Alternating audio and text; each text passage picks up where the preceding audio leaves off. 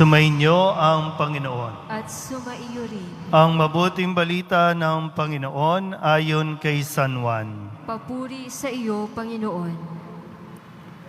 Madilim-dilim pa ng araw ng linggo, naparoon na si Maria Magdalena sa libingan. Naratnan niyang naalis na ang batong panakip sa pinto ng libingan. Dahil dito, patakbo siyang pumunta kay Simon Pedro at sa alagad na mahal ni Jesus at sinabi sa kanila, "Kinuha sa libingan ang Panginoon. Hindi namin alam kung saan dinala." Si Maria ay nakatayong umiiyak sa labas ng libingan. Yumuko siya at tumingin sa loob. May nakita siyang dalawang anghel na nakaupo sa pinaglagyan ng bangkay ni Jesus. Ang isa'y sa gawing ulunan at ang isa na may sa paanan. Tinanong nila si Maria, "Ale, bakit kayo umiiyak?" Sumagot siya, "Kinuha po nila ang aking Panginoon at hindi ko alam kung saan dinala." Lumingon siya pagkasabi nito at nakita niya si Jesus na nakatayo roon. Ngunit hindi niya nakilalang si Jesus iyon. Tinanong siya ni Jesus, "Bakit ka umiiyak? Sino ang hinahanap mo?" Akala ni Maria siya ang tagapag-alaga ng halamanan, kaya't sinabi niya, "Guro, kung kayo po ang kumuha sa kanya, ituro ninyo sa akin kung saan ninyo dinala at kukunin ko." "Maria," ani Jesus. Umarap siya at kanyang sinabi, "Rabboni," ibig sabihin, Guro. "Huwag mo akong hawakan, sapagkat hindi pa ako nakapupunta sa Ama," wika ni Jesus. "Sa halip, pumunta ka sa aking mga kapatid at sabihin mong aakyat ako sa aking Ama at inyong Ama, sa aking Diyos at inyong Diyos." Kaya't si Maria Magdalena ay pumunta sa mga alagad at sinabi, "Nakita ko ang Panginoon." At tuloy sinabi sa kanila ang bilin ni Jesus. Ang mabuting balita ng Panginoon. Pinupuri ka namin, Panginoong Hesukristo. Magsiupo po ang lahat. Isang magandang araw po sa inyong lahat. Ngayon po ay pinagdiriwang natin ang kapistahan ni Santa Maria Magdalena. Ang pangit lang kasi kapag naririnig nating Magdalena, ang nasa isipan natin ay prostitute, no, masamang babae o kung ano-ano pa. Pero dito si Maria Magdalena ay isa sa mga babaeng sumunod kay Jesus. Base sa atin pong ordo, si Maria Magdalena ay isa sa mga tinulungan ni Jesus mapalaya mula sa yung pagsanib ng masamang espiritu. Ang sabi nga, mula sa kanya, pinalabas ni Jesus ang 7 demonyo na nasa sa kanya. Pero yun lang, lagi, sana mabago din natin yung pagtingin na kapag Magdalena ay prostitute. So, ito po, tingnan natin yung karanasan ni Maria Magdalena. Kayo po ba ay nakatagpo na ng taong nagmahal o nagmamahal sa inyo? Pag sinabing nagmamahal, yung bang tumanggap sa iyo, lalo tigit nung panahon na wala nang tumatanggap sa iyo. Nung mga panahon na wala nang naniniwala na pwede kang magbago. Nakatagpo na ba kayo noon? Yun lang. Kaya maraming malulungkot kasi hindi pa makakatagpo. Pero marami na nakatagpo ng totoong taong tumanggap sa kanila, totoong taong nagmahal sa kanila.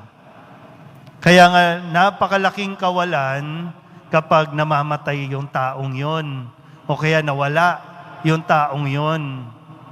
Yan ang nangyari kay Maria Magdalena. Matapos siyang makaramdam ng pagtanggap, pagkalinga, walang panguhusga, tinanggap siya ni Jesus at naging kasama na ni Jesus sa kanyang misyon. Kaya ganun na lang yung kalungkutang nararamdaman ni Maria na kahit na nasa libingan na si Jesus, hindi siya umalis. Hindi niya iniwan si Jesus nung nakapako sa krus. Nung pasan-pasan ng krus, hindi siya umalis. Lalo tigit, nung mailibing na, hindi siya umalis. Lagi siyang pumupunta para magdala ng pabango o pabanguhan yung katawan ni Jesus kahit patay na. Kasi mahal niya eh. Kasi una siyang minahal nung nasa libingan. Yung nasa loob ng libingan, una siyang minahal bago niya paminahal yon. Kaya maiintindihan natin yung nararamdamang lungkot ni Maria Magdalena. Nawalan siya, namatayan siya. Pero sa tagpuring ito, hindi pa rin siya pinabayaan ni Jesus. Biro mo, yung privilege na siya ang unang makakita sa nabuhay na Kristo. Pero ito ay may kaakibat na misyon. Hindi lang pwede, sabi nga, di ba? Ano bang ginagawa mo dito? Bakit ka ba umiiyak? Ibig sabihin, parang sabi nga, Maria, may misyon ka. Buhay ka pa eh. Hindi ka pwedeng manatili dito sa libingan. Ang libingan, para sa mga patay. Si Maria Magdalena, katulad sa sinasabi sa unang pagbasa sa awit ni Solomon, na ito yung gabi-gabi, inahanap yung mahal niya. Ngunit hindi masumpungan kahit nasa pangarap. Bumabangon sa lungsod, naglalakad sa lansangan, ginagalugad ang paligid para hanapin yung taong mahal niya. Okay, babalik ko ulit dito. Hindi pwedeng manatili si Maria sa libingan. Kasi para yon sa mga patay. Ngayon, ang sabi ni Jesus kay Maria, ito ang mission mo. Pumunta ka sa aking mga alagad, sabihin mo, ito ang bilin ko. At sinabi ni Maria, nakita ko ang Panginoon.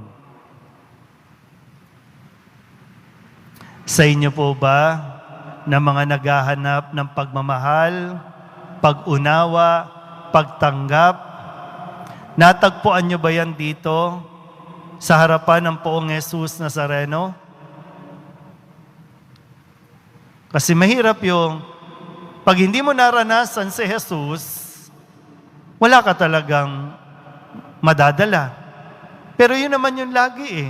Di ba? Marami sa atin, pumasok ka dito ng malungkot, may problema, bigo, sugatan.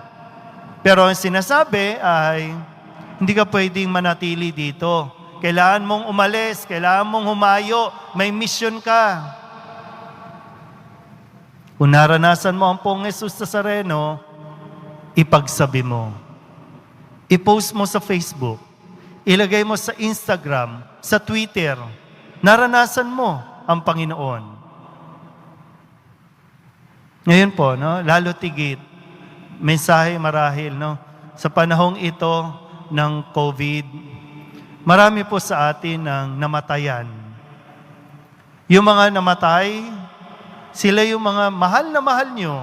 O sabihin na natin, sila yung mga nagmahal sa iyo, tumanggap sa iyo.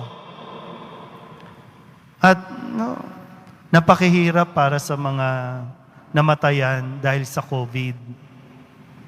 Napakahirap nun dahil hindi mo alam na yung huling pagkikita, yung sabi nga, hindi na kayo nagkita eh. Nabalitaan mo na lang, nagka-COVID siya, na ospital, hindi ka pwedeng dumalaw, hindi ka pwedeng pumunta, tapos sasabihin na lang sa iyo, wala na siya. Hindi mo na nakita yung libing, yung katawan kasi na-cremate na. Maraming ganyang karanasan ngayon. Kasi yung mga taong yun yung nagmahal sa kanila. Tumanggap sa kanila noong mga panahon na wala na bagsak sila. Kaya't naiintindihan ng Poong Jesus Nazareno ang nararamdaman mong lungkot dahil dyan. Pero ganun din, kung paanong kinomfort ni Jesus si Maria Magdalena, yun din yung nais gawin ni Jesus sa iyo. Sa inyo po na labis na nagdadalamhati o nalulungkot. Pero hindi kayo pwedeng mamuhay sa lungkot. Dahil kahit na ganun ang nangyari, mayroon pa rin kayong misyon na dapat gawin. Hindi pa ito yung pagtatapos ng inyong buhay. Sila tapos na. Tayo, hindi pa. Pero ang sinasabi nga, naranasan natin ang Poong Jesus Nazareno at meron tayong misyon, ipagsabi ito sa lahat. Kasi, di ba, yung mga alagad, nalulungkot din Naka-lockdown sila, di ba? Yung mga alagad, nagtatago, natatakot. At nang sabihin ni Maria, yung balita na nakita niya ang Panginoon, nagbigay ito ng pag-asa sa mga alagad. Nabuhayan sila, kaya lumabas silang dala-dala ang pag-asa at yung mensahe ng Poong Jesus Nazareno. Sa umpisa lang po, medyo parang mahirap magsimula, nawala na yung mga mahal natin sa buhay, yung mga mahal ninyo sa buhay, mga kaibigan natin. Sa umpisa, mukhang mahihirapan tayo. Pero tandaan natin, kahit kailan naman, hindi naman tayo pababayaan ni Jesus. Tutulungan niya tayong makabangon muli, babangon tayo muli para atin magawa ang misyon na ipinapagawa sa atin ng Poong Nazareno. Amen?